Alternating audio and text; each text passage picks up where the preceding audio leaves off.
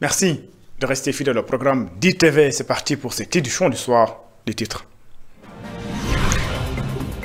Question d'actualité. Le Premier ministre annonce la fusion de plusieurs agences et la suppression de certaines agences comme l'ANAMO qui n'existera désormais plus. Donc le rendez-vous est donné dans les prochains mois. Selon le Premier ministre, il faut prendre désormais des mesures et réorienter la roue. Pendant ce temps, les impactés de la phase 1 et 2 du train express régional continuent de réclamer leur terrain qui ont été affectés à Sébikotane, mais également au Lacro. Ces derniers fustigent l'attitude du directeur général de l'APIX qui ne répond plus à leurs appels et qui refuse également de les recevoir. Perspective économique difficile, certains Sénégalais ont compris les mesures annoncées par le gouvernement du Sénégal. Ils estiment qu'il faudrait donc accompagner le régime en place pour sortir de cette situation. Mais pour d'autres, l'État doit tout simplement diminuer son train de vie. Voilà pour les titres. Le développement, c'est dans une poignée de secondes. Bonsoir et bienvenue. Question d'actualité. Le Premier ministre et son gouvernement étaient donc à l'Assemblée nationale pour répondre aux questions des députés. Le Premier ministre annonce d'ailleurs la fusion de plusieurs agences et la suppression de certaines agences comme l'ANAMO. Pour Ousmane Sonko, ces mesures doivent être prises pour rationaliser le train de vie de l'État, mais également assurer une efficacité des actions du gouvernement. Ousmane Sonko, que nous écoutons. À ce titre, au plus tard, à fin juin 2025, les agences d'exécution et de structures administratives similaires ou assimilées, dont les missions se chevauchent, seront regroupées et d'autres dont les missions peuvent être efficacement prises en charge par des directions centrales ou d'autres administrations non personnalisées de l'État seront supprimées. Des mesures d'accompagnement seront mises en œuvre pour préserver les intérêts des travailleurs. À titre indicatif, je peux mentionner déjà la fusion de la microfinance et du Fonds d'appui à l'économie sociale et solidaire. Ces trois fonds qui répondent à la même vocation. La fusion du Fonds d'appui à l'investissement des Sénégalais de l'extérieur et du Fonds des crédits femmes diaspora. La fusion de l'Agence nationale pour les énergies renouvelables et de l'Agence pour l'économie et la maîtrise de l'énergie. La fusion nationale de formation professionnelle et du Centre national de qualification professionnelle. La fusion du Fonds d'appui à la promotion de la petite et moyenne industrie, du Fonds des petites et moyennes entreprises et de l'Agence de développement et d'encadrement des PME à des PME. La fusion de l'Agence sénégalaise de promotion touristique et de la Société d'aménagement et de promotion des côtes et zones côtières, SAPCO. Le regroupement du Fonds de crédit pour les femmes et du Fonds national de l'entrepreneuriat féminin. La suppression de l'Agence nationale de la maison d'outils. La rationalisation des structures dans les secteurs de l'emploi, de la construction des mines, entre autres. Et puis après, l'annonce du secrétaire général du gouvernement, ce qui concerne la baisse des salaires, le Premier ministre confirme la mesure. Ousmane Sonko demande désormais à ce que tout recrutement puisse être validé, approuvé par les tutelles. Le parapublic n'y échappe pas également. Les recrutements seront faits en fonction de la masse salariale. Ousmane Sonko, Premier ministre du Sénégal, que je vous propose d'écouter. Il sera mis en place, avant la fin du mois de juin 2025, une interface entre les applications de la solde et des 6 budgets afin d'avoir une situation exhaustive des dépenses de personnel et des états d'exécution à temps réel pour faciliter la reddition des comptes. Dans le cadre de l'effort national, un rebasing salarial sera opéré en vue de rendre plus équitables les niveaux de revenus entre les corps pour les classifications similaires. Les mesures idoines seront également prises pour dénicher et mettre un terme au cumul. Cumul du bénéfice de l'indemnité de logement avec la jouissance d'un logement administratif. Cumul de fonctions. Un dispositif de suivi rapproché et rigoureux sera mis en place pour éviter les dérapages. Dans le même ordre d'idée, il sera procédé à l'analyse au plus tard à fin mars 2025 des mises à disposition, des détachements et autres modalités qui permettent à des salariés de la fonction publique de signer des contrats dans des projets d'investissement exécutés par l'État. En dehors des secteurs de la santé, de l'éducation, de la défense, de la sécurité et des quotas entérinés dans les écoles de formation, tout autre recrutement devra procéder d'un ajustement interne qui n'affecte pas la masse salariale. Les mêmes mesures sont applicables au secteur parapublic. Les dispositions réglementaires seront prises afin que le secteur parapublic puisse soumettre systématiquement les plans de recrutement et les niveaux de rémunération à l'autorisation du Premier ministre après validation par les tutelles techniques et financières. Le gouvernement va abaisser le standing des nouvelles acquisitions de véhicules en procédant à l'acquisition de véhicules en berline de moyenne gamme. Soumettre toute nouvelle acquisition de véhicules à une commission restructurée chargée des véhicules administratifs. Gérer les acquisitions de véhicules par le mécanisme dit de car-plan en attendant de mieux encadrer cette... Les combats de lutte ne vont pas reprendre de sitôt, malgré la rencontre entre le ministre de l'Intérieur et les acteurs de la lutte. Jean-Baptiste Tine estime qu'il faut un peu de temps pour régler cette question une bonne fois pour toutes. Le ministre de l'Intérieur est également à l'Assemblée nationale. Nous l'écoutons.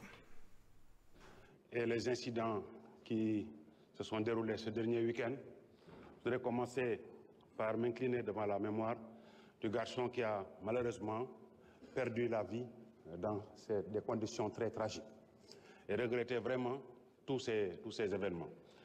C'est la raison pour laquelle j'ai pris la décision immédiatement de suspendre la couverture sécuritaire de ces événements afin de permettre une respiration, que les gens-là, ceux qui s'occupent de la lutte, tous les acteurs de la lutte autour du ministère des Sports et du ministère de l'Intérieur, de s'arrêter un moment pour revoir comment organiser une fois pour toutes ces séances de lutte. Il est inconcevable qu'à chaque fois qu'il y a un combat, que ça prenne beaucoup de temps et que ça suscite vraiment des inquiétudes de la part de tous les chefs de famille, de la part de tous nos concitoyens.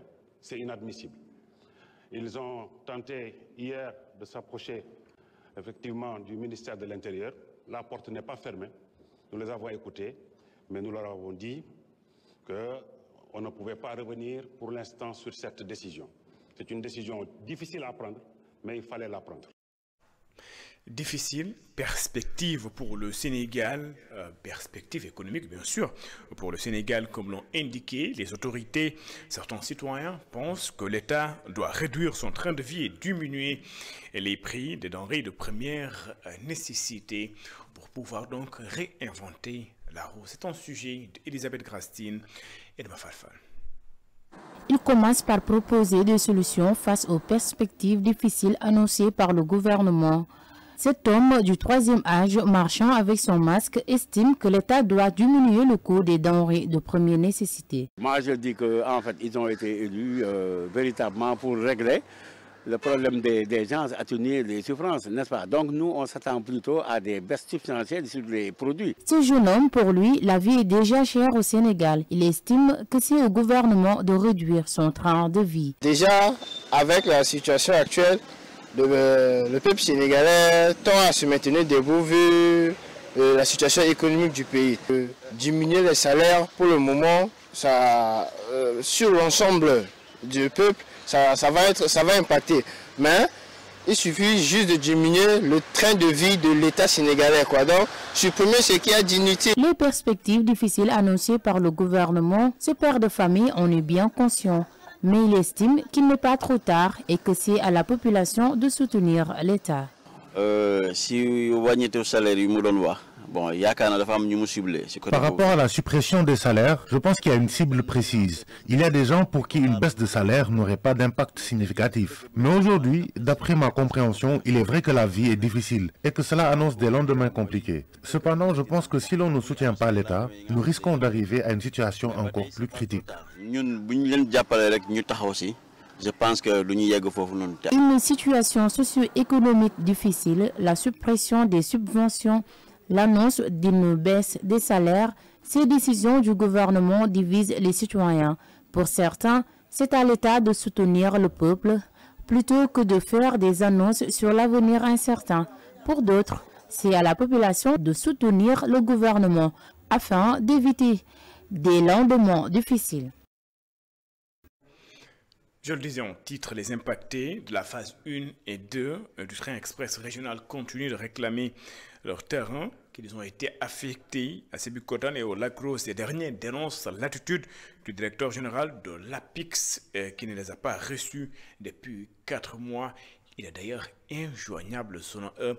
Il menace donc de mener d'autres actions si rien n'est fait. Je vous propose de suivre les explications de Mako Doufal. Il est le président du collectif des impactés de la phase 1 et 2 du train express régional. Il est ici au micro de Seriman Diallo. Nos revendications restent les mêmes parce que en tant que projet de développement qu'est le TER, donc on a vu que le TER a appauvri des centaines de milliers de familles donc qui sont présentement dans le désarroi et que vraiment des conséquences désastreuses que le projet de TER a créé. Donc de propriétaires de maisons, des gens sont devenus des locataires. On a été vraiment reçu la dernière fois par le DG de l'APIX, M. Bakary Bacheli, qui nous avait reçus. Il nous disait que comme quoi il allait régler tous nos problèmes. Mais à notre grande surprise, et il nous avait promis même qu'il n'y aura plus de rupture de communication.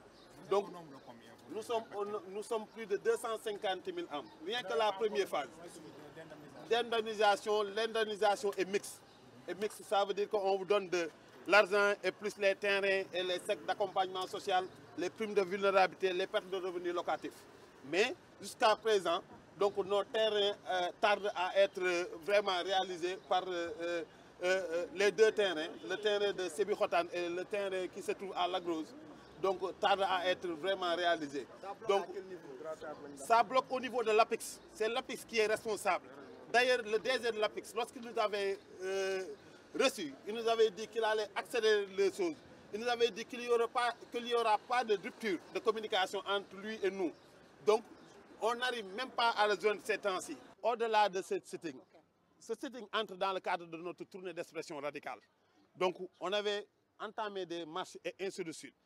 Comme aujourd'hui, vous avez même constaté, vous journalistes, que la réaction de ces autorités, la réaction de la police et de la gendarmerie, vous avez même constaté ça, que ça ne se passera pas comme avant. Parce qu'on va arrêter le TER. Dans les jours à venir, si les gens vont monter dans les rails, arrêter le TER. On a nos manières de faire. 60e anniversaire de la convention d'établissement entre le Sénégal et le Maroc. Les deux pays entendent renforcer davantage leurs relations au vu du caractère historique et symbolique. L'ambassadeur du Maroc au Sénégal veut que cette relation puisse d'ailleurs inspirer d'autres pays du continent. C'est un compte rendu signé Ndédiali Fall et Mafal Fall. Signée le 27 mars 1964 à Dakar, cette convention revêt une importance historique et symbolique, marquant une étape clé dans les relations entre le Royaume du Maroc et le Sénégal. Cette convention est unique en son genre, à mon avis, dans la région. Cela stipule que le Sénégalais a les mêmes droits qu'un Marocain au Maroc et vice-versa. Et cela est tout à fait exceptionnel. Et cette convention-ci montre la profondeur des relations. Cette convention, in fine, n'est que la matérialisation des relations historiques qui sont naturelles, qui sont humaines, qui sont forgées depuis les Almoravides et depuis toutes les dynasties qui sont passées au Maroc jusqu'à présent.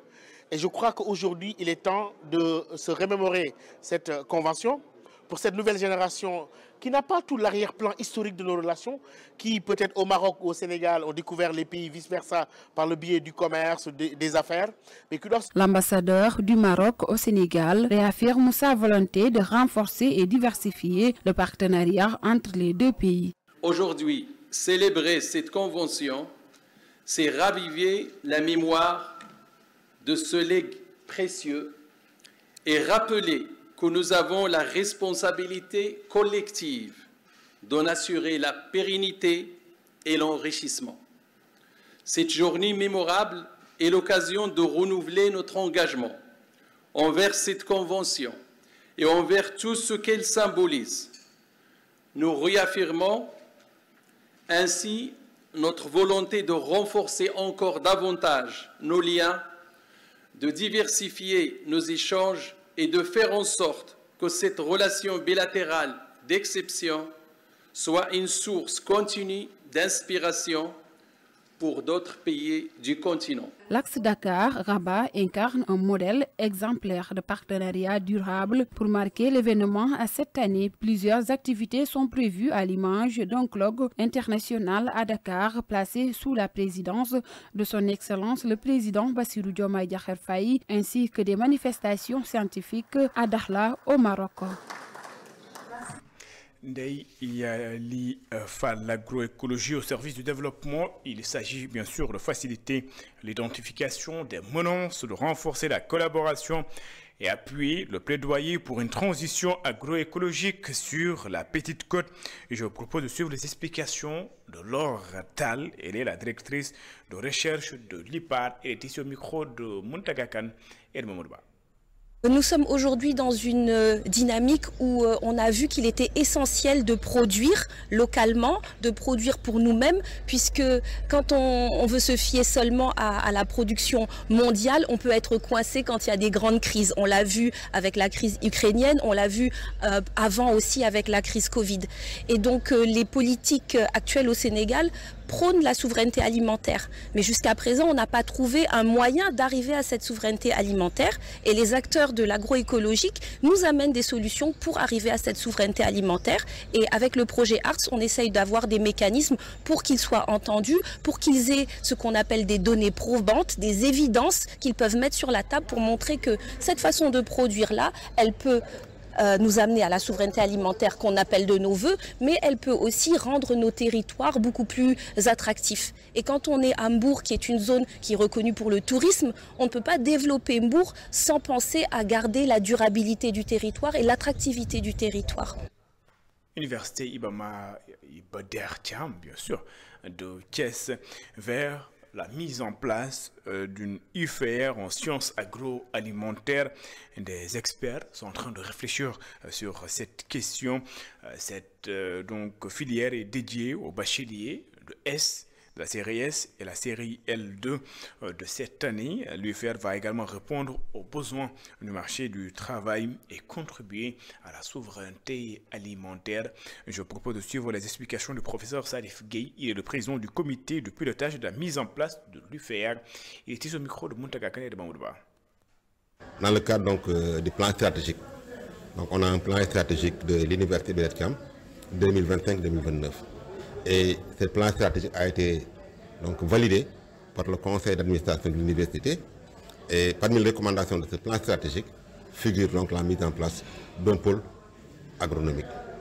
Et cela est réconforté par le fait qu'à l'université, on a une ferme agricole de plusieurs hectares, qui est fonctionnelle, opérationnelle, que nous sommes en train d'exploiter. Donc ça permettra de faciliter aussi. Oui, parce que là actuellement, la touche, c'est que nous, on va démarrer par 2 licences. Donc, il y a beaucoup de propositions, de formations. Mais nous, on veut démarrer par 2 licences. Une licence en agroalimentaire et une licence en semences, et les techniques et les sciences des semences. Comme vous le savez, les semences, ça pose problème au Sénégal. Et là, on aura des étudiants qui seront formés, qui seront des experts dans la semence. Et l'amélioration des semences, etc. En utilisant aussi la biotechnologie dans cette activité-là. L'agroalimentaire aussi, vraiment, c'est large aussi. Le besoin est là. Donc là, on va démarrer par ces 2-là. Nous restons avec la mise en place de cette UFR en agroécologie. L'enseignant-chercheur Malik Fall, enseignant-chercheur à l'Université Cheikh Anta Diop de Dakar, valide cette initiative. Selon lui, il est important que le Sénégal puisse avoir des étudiants également spécialistes en agroécologie. Je vous propose de l'écouter. La mise en place en tout cas de cette université au niveau de l'université Ibader Thiam de Thiès vient à son heure pour 2 ou 3 raisons. La première raison est liée au fait que la position géographique de l'université Iba Der Thiam de Thiès, quand même, qui se trouve dans une zone agroécologique qui est extrêmement intéressante sur le plan pédologique, mais également sur le plan maritime. Parce que nous avons une ville qui est un peu à la croisée des chemins et qui dispose encore d'atouts sur le plan agroécologique qui lui permettent de pouvoir effectivement disposer d'une ferme qui irait dans ce sens-là. Ça, c'est la première raison. La deuxième raison également, qui est d'une double, disons, vision. Une vision de M. le recteur qui, à travers en tout cas donc sa politique de gouvernance donc de l'université, avait effectivement donc mis en avant l'aspect agrobusiness pour non seulement participer à la formation des jeunes, mais également donner une formation aux étudiants dans le domaine agroalimentaire, mais également avoir des ressources additionnelles pour l'université de Thiès. Et ça, c'est extrêmement important parce que nous avons des universités qui n'ont pas beaucoup de moyens, et mettre en place des dispositifs qui permettent en tout cas d'avoir des ressources additionnelles est extrêmement important. Et puis, le syndicat autonome des médecins du Sénégal, le SAMES, va également repartir en grève dès la semaine prochaine, dans la semaine du 25 au 26.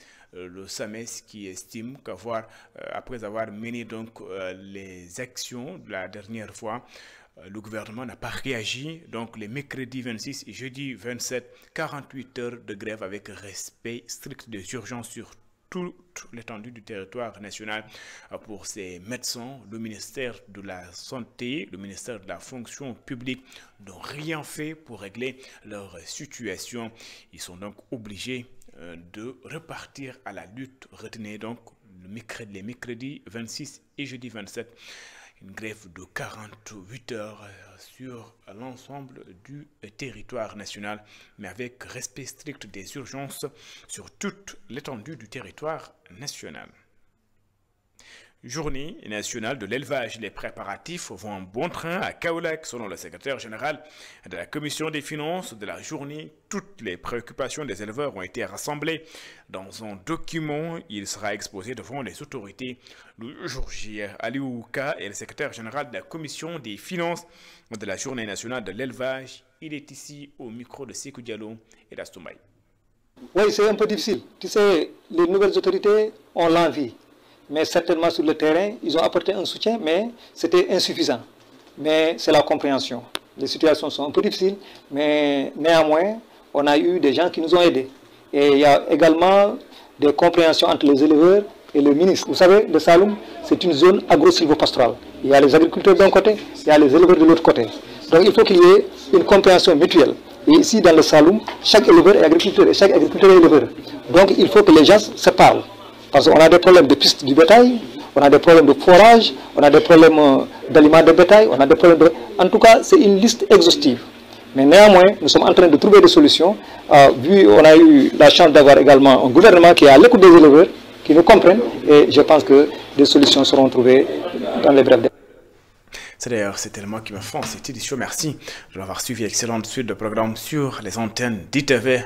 L'information continue sur www.imedia.sn. Au revoir.